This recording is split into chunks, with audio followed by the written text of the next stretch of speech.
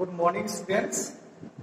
आप लोगों ने क्लास 8 में लीनियर इक्वेशन पढ़ा है, linear equation in one variable, और क्लास 7 में सिंपल इक्वेशन पढ़ा है। अभी हमारा जो नेक्स्ट चैप्टर है, चैप्टर 4, जो एग्जाम में आ रहा है, linear equation in two variables. क्या पढ़ना है? Linear equation in two variables. यहाँ पे आपके पास दो वेरिएबल होंगे, होगा लीनियर। लीनियर पता है जिसका डिग्री 1 होगा वो क्या होता है? हमारा लीनियर होता है। तो इसमें हमें पढ़ना क्या है, आपको एक लीनियर इक्वेशन दिया होगा और उसका सोल्यूशन निकालना है। क्या निकालना है? सोल्यूशन। ठीक है, फिर सोल्यूशन निकालने के बाद उस सोल्यूशन को आप ग्राफ पे प्लॉट करोगे। यही है पूरा इस चैप्टर का निचोड़। इस पूरे चैप्टर में यही मेन काम है आपका। उससे पहले जो एक्सरसाइज है वो आपको अच्छे से पता है, बहुत इजी है। आपको क्वेश्चन स्टेटमेंट दिया है, उसका इक्वेशन राइट करना है, बस इक्वेशन राइट करना है। फिर उसके जो रियल वैल्यू है कोफिशिएंट, उसका आपको कंपेयर करके वैल्यू नोट डाउन कर देना है। कुछ ज्यादा कुछ नहीं है, बहुत इजी चैप्टर है आपका linear equation in two variables, और ये एग्जाम में चैप्टर आ भी रहा है। तो हम इसको स्टार्ट करते हैं। जैसे linear equation in one variable, एक बार आपको रिमाइंडर कर दें, linear equation in one variable, equation in one variable क्या होता था कि इसमें एक ही वेरिएबल होता था, केवल एक ही वेरिएबल होता था, और इसका जनरल फॉर्म क्या होता है? ax plus b equal to c और a not equal to c। ये linear equation in one variables का जो जनरल फॉर्म होता है, ये होता है इक्वेशन। इसमें एक ही वेरिएबल होगा x, और ये b और c जो है हमारे, क्या है? a b and c are real number. क्या है हमारा? Real number. रियल नंबर बनता है, रेशनल और इरेशनल को मिला के रियल नंबर बनता है। तो a b c की वैल्यू रियल नंबर है, कुछ भी हो सकता है। कंडीशन क्या है? a not equal to 0। ये जो होगा x का जो कोएफिशिएंट है ये 0 नहीं होगा, और ax plus b equal to c, ये इसका जनरल फॉर्म है लीनियर इक्वेशन का। कोई भी लीनियर इक्वेशन होगा तो इसी फॉर्म में होगा। क्लियर है? ये आप पढ़ चुके हैं, इसमें ज्यादा कुछ समझाने की जरूरत नहीं है। अभी आते हैं linear equation in two variables. Linear equation in two variables, इसमें कितने वेरिएबल होंगे आपके? दो वेरिएबल्स होंगे। लीनियर ही होगा, मींस डिग्री 1 ही होगी, बट दो वेरिएबल्स यूज करना है। उसका जो जनरल फॉर्म होता है वो होता है ax plus by equal to c, या इधर c कर सकते हैं, कोई दिक्कत नहीं। ये होता है इसका general form, ax plus by plus c equal to 0। दो वेरिएबल्स x और y, a not equal to 0 और b not equal to 0। a not equal to 0 और b not equal to 0। Clear है? अगर इसमें से कोई शुरू हो जाएगा तो क्या हो जाएगा? लीनियर इक्वेशन हो जाएगा। क्लियर है? और a b c क्या है? a b and c are real number, are real number. Clear है क्या? ये है general form linear equation in two variables. कोई भी इक्वेशन ले लो आप, फॉर एग्जांपल देखते हैं इसका 2x plus 3y equal to 6। ये हमारा एग्जांपल है। एग्जांपल बस नंबर में लेते हैं तो ये हो जाएगा हमारा example linear equation two variables. देखिए आप, लीनियर इक्वेशन है, डिग्री 1 है इसका। फिर उसके बाद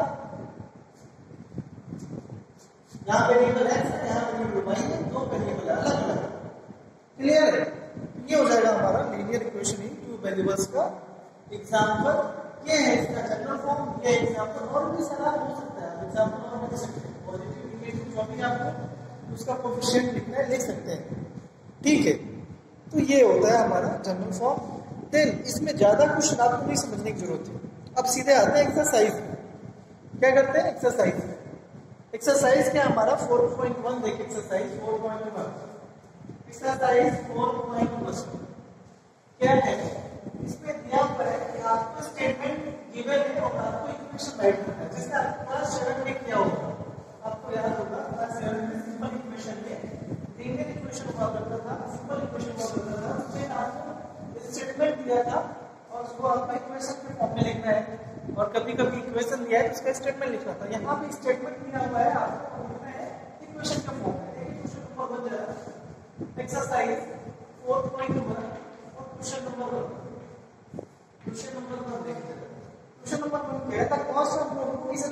the cost of a pen, जो कॉस्ट है किसका, cost of notebook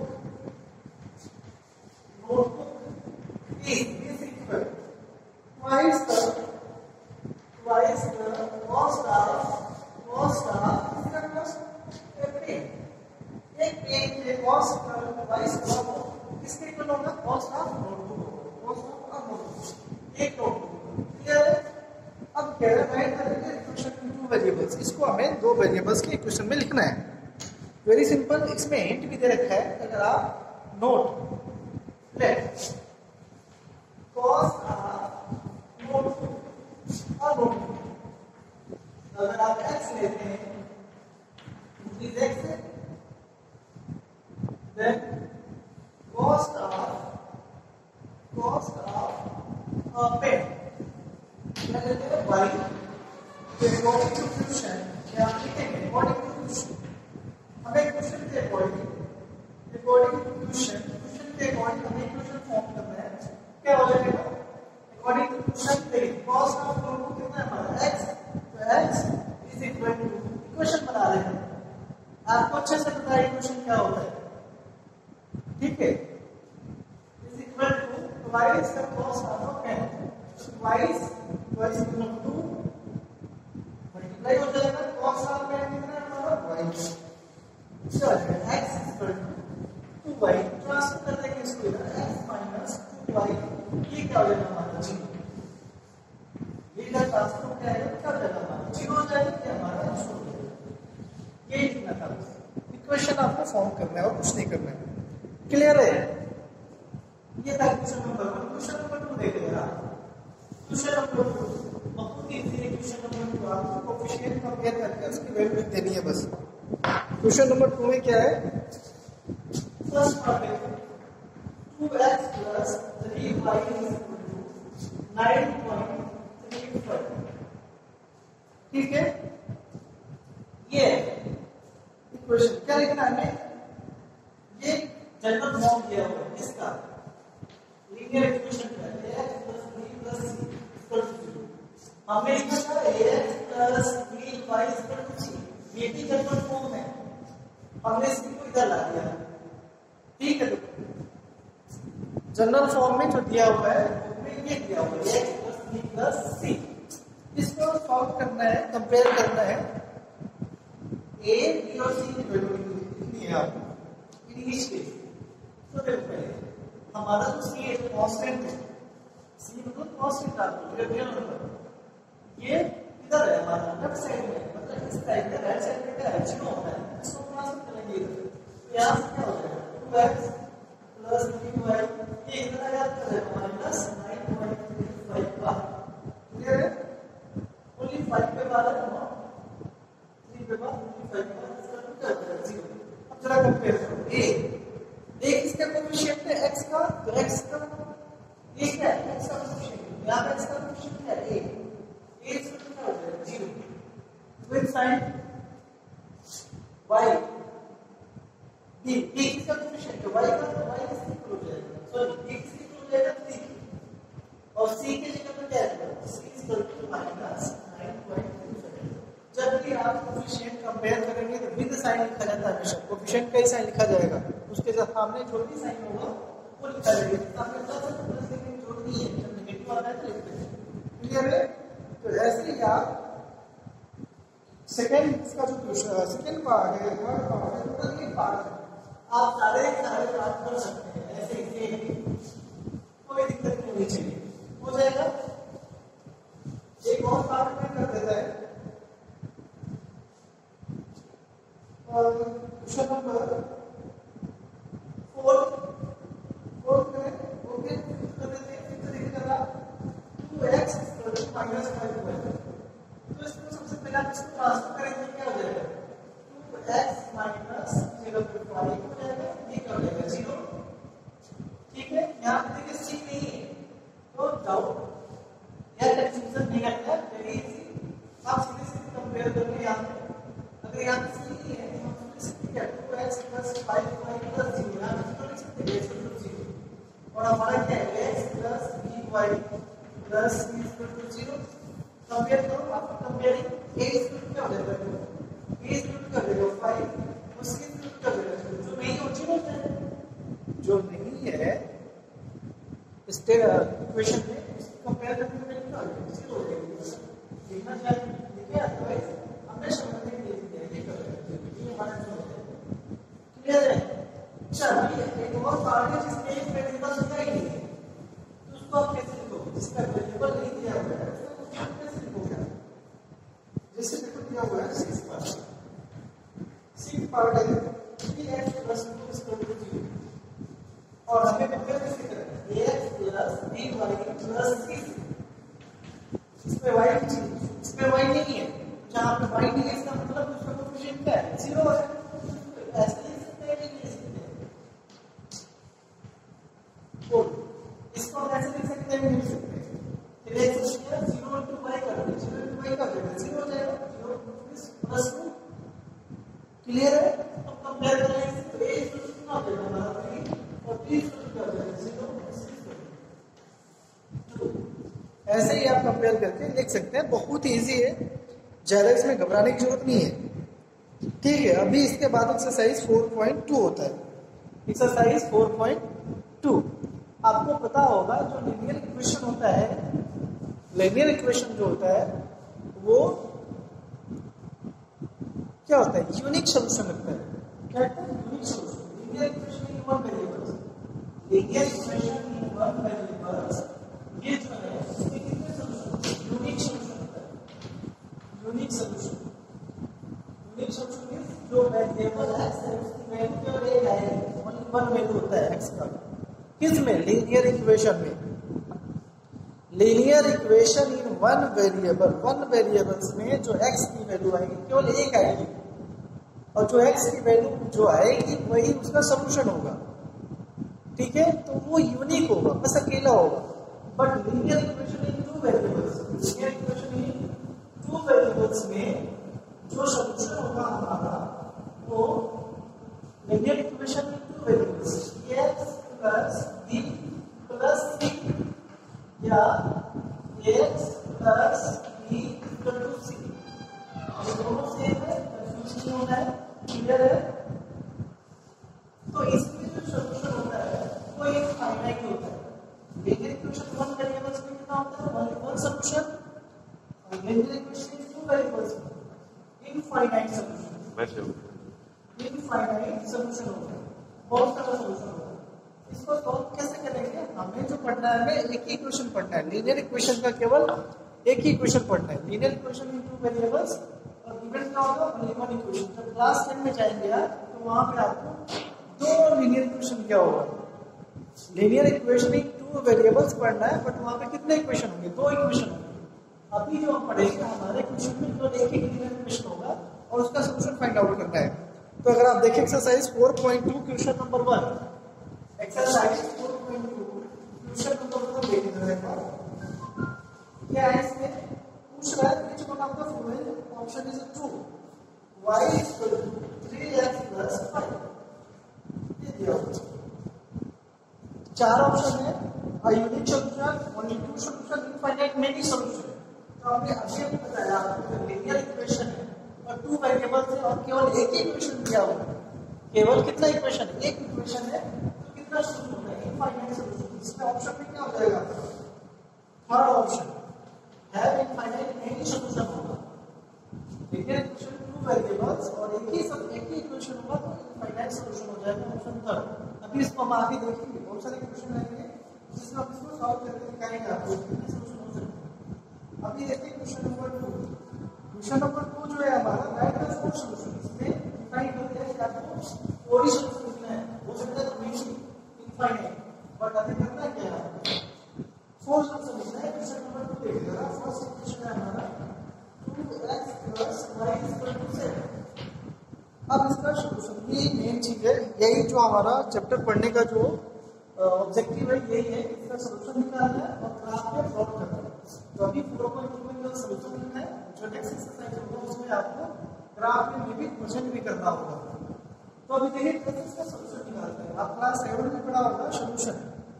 simple equation में क्या होता है कि हम वेरिएबल की वैल्यू पुट करते हैं, ट्रायल मेथड, अगर आपको याद होगा ट्रायल एंड एरर मेथड आपको याद होगा। तो इसमें आप एक वेरिएबल की वैल्यू पुट करते हैं अपने अकॉर्डिंग। आपको एक और चीज, अगर लीनियर इक्वेशन है टू वेरिएबल्स का, लीनियर इक्वेशन अगर टू वेरिएबल्स का है तो उसको आपको सॉल्व करना है कम से कम एक इक्वेशन और चाहिए। जितने वेरिएबल्स है उतने ही इक्वेशन चाहिए, तभी जाके आप किसी भी इक्वेशन को सॉल्व कर सकते हैं। बट यहाँ पे हमें जो एक दो वेरिएबल्स और एक इक्वेशन है, उसको कैसे सॉल्व करेंगे? हम अपने अकॉर्डिंग किसी एक वेरिएबल की वैल्यू सब्स्टिट्यूट करेंगे, पुट करेंगे। क्या करेंगे? पुट करेंगे। हम लेट करेंगे x की वैल्यू मान लो 2 है। आप अपने अकॉर्डिंग किसी एक वेरिएबल की वैल्यू पुट करेंगे, चाहे x की या y की, किसी एक वेरिएबल की वैल्यू आप चूज कर लो। हम x की वैल्यू पुट करेंगे और कोई भी वैल्यू पुट कर सकते हो, 0 -1 -2 1/2 1/3 कुछ भी पुट कर सकते हो, कोई दिक्कत नहीं है। पर कोशिश ये करना होता है, ये बताया जाता है कि ऐसा वैल्यू पुट करो कि सिंप्लीफिकेशन कैलकुलेशन करने में इजी रहे। तो आप अगर कॉम्प्लिकेटेड करना चाहते हैं कॉम्प्लिकेटेड कर लेना, अदरवाइज सिंप्लीफिकेशन करने के लिए इजी करने के लिए टाइम से करने के लिए थोड़ा इजी वैल्यू पुट कर लें ताकि जल्दी से जल्दी कैलकुलेशन हो जाए। नेक्स्ट को पुट करेंगे और इस वैल्यू को यहां पुट कर देंगे। क्या हो जाएगा? 2 × 2 + y + 7। तो क्या हो जाएगा? y = 8 × 2 4, y = 7, y = 7 - 4, y = क्या हो जाएगा? 3। हमने x की वैल्यू लेट कर दिया 2 है, इसको अपनी इस इक्वेशन में पुट कर दिया, हमारा y आ गया 3। अब देखिए यहाँ x = 2 और y = 3। जब हम x = 2 पुट करेंगे, y = क्या आ जाएगा? हमारा 3 आ जाएगा और ये सॉल्यूशन हो जाएगा। किसका? इस इक्वेशन का। सॉल्यूशन का मतलब कि लेफ्ट हैंड साइड और राइट हैंड साइड दोनों क्या होना चाहिए? इक्वल होना चाहिए। अगर आप किसी भी इक्वेशन में वेरिएबल की वैल्यू पुट अप करते हैं तो अगर लेफ्ट साइड और राइट साइड दोनों इक्वल है, इसका मतलब कि वो जो वेरिएबल है की जो वैल्यू है वो उसका सॉल्यूशन होगा। मिस सेटिस्फाई कर रहा है तो सॉल्यूशन होगा। तो ये इसको लिखने का मेथड क्या है? पहले हमारा x है 2 कॉमा और y हमारा बाद में है 3। 2 and 3 is the solution of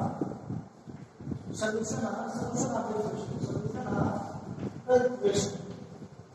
clear है? देखिए कैसे कोऑर्डिनेट का फॉर्म में, अगर आपको कोऑर्डिनेट पढ़ा है क्लास 8 में तो याद होगा, कोऑर्डिनेट का जो पॉइंट होता है इसी फॉर्म में लिखा जाता है स्मॉल ब्रैकेट में, और पहला जो पॉइंट होता है वो हमारा x होता है, जिसको क्या कहते हैं? एक्सिस। और ये क्या होता है? हमारा कोऑर्डिनेट। अगर आपको याद होगा क्लास 8 में x एक्सिस में क्या आता है? एक्सिस और y एक्सिस में क्या आता है? कोऑर्डिनेट। तो पहले x की वैल्यू लेंगे और फिर किसकी वैल्यू लेंगे? y की। एक पॉइंट हो जाएगा, इसका यूज होगा एक्सरसाइज में जब आप इसको ग्राफ पे प्लॉट करोगे, लाइक अ पॉइंट होगा है। तो पहले 2 फिर बाद में 3, x की वैल्यू फिर y की वैल्यू ब्रैकेट में लिखके कॉमा से सेपरेट कर देंगे। इसका सॉल्यूशन आपका इक्वेशन ये पहला सॉल्यूशन हो जाएगा। नाउ सेम टू सेम ऐसे ही आप सेकंड वैल्यू पुट करेंगे। आप सेकंड वैल्यू कुछ भी लेट x की वैल्यू क्या पुट कर लो 4 या 1 कर ले, आप जैसे मर्जी वैसे कर सकते हो। तो क्या हो जाएगा? 2 = 1 + y = 7। तो ये 2 + y 7 क्या हो जाएगा? y = 7 - 2 = 5। y की वैल्यू कितनी आएगी? 5। कब? जब आपने x की वैल्यू को रखा। ये आपके ऊपर है, आप कुछ भी कर सकता है, ऐसा नहीं कि ये रखना है। क्लियर है? तो आप लिखेंगे 1 पहले x फिर उसके बाद y 5 is solution of equation। ऐसे ही आप दो और सॉल्यूशन राइट कर दो। हमने दो निकाल दिया क्वेश्चन नंबर 2 का, दो सॉल्यूशन आप ऐसे ही पुट करके निकाल लोगे x की वैल्यू। क्लियर है? कर सकते हो आप। तो ये हो जाएगा हमारा क्वेश्चन नंबर 2। क्वेश्चन नंबर 3 देखेगा ना। क्वेश्चन नंबर 3 बहुत इजी है और इंपॉर्टेंट भी है। उसके बाद वाला क्वेश्चन 4 सेम वैसे ही होगा। क्वेश्चन नंबर 4 भी। क्वेश्चन नंबर 3 देखें क्या है। क्वेश्चन नंबर 3 दिया होता है 0। ये चेक करता है फर्स्ट पार्ट, इसको चेक करता है कि ये जो गिवन इक्वेशन है इसका सॉल्यूशन है कि नहीं। ये जो हमारा इक्वेशन है x - 2y = 4, ये जो है इसका 0 एंड 2। तो कैसे चेक करेंगे आप? ये जो 0 होगा ये किसकी वैल्यू होगी? x की। और ये किसकी वैल्यू होगी? y की। जो पहले आएगा x होगा, जो बाद में आएगा वो y होगा। अब ये वैल्यू आप इसको पुट कर दो, तो 0 माइनस 2 इंटू 2 पहले एचएस लिखेंगे, पहले HS x minus 2 HS 0 minus 2 into 2 0 minus 4 minus. और हमारा एचएस कितना है? एचएस कितना है? 4। देखिए इक्वल है क्या? एचएस और आरएचएस इक्वल हो रहा है? नहीं हो रहा है। LHS not equal to RHS.